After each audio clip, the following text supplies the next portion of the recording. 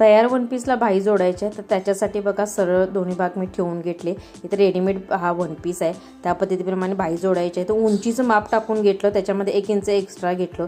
मध्य सेंटरवरून बाही फोल्ड केली. बाही फोल्ड केल्यानंतर बाहीचा आकार देऊन घ्यायचा, एक्स्ट्रा व्यवस्थित कटिंग करून घ्यायचं, कारण की त्यांनी काही कटिंग केलेलं नसतं. त्या पद्धतीने आपण जसा बाहीला शेप देतो त्या पद्धतीप्रमाणे शेप देऊन घ्यायचा. पुढचा शेप आणि पाठीमागचा शेप दोन्हीही पुढच्या मुंड्याचा आकार देऊन घ्यायचा. अर्धा इंचावरून आपण पुढच्या मुंड्याचा आकार दिलेला असतो, त्या पद्धतीप्रमाणे व्यवस्थित कटिंग करून घ्यायचं. एकदम हा सिल्की वन पीस आहे. आणि जो एक्स्ट्रा बाही घेरमधून एक्स्ट्रा मार्जिन होतो ह्या साईडला, त्या पद्धतीप्रमाणे चेक करून घ्यायचं.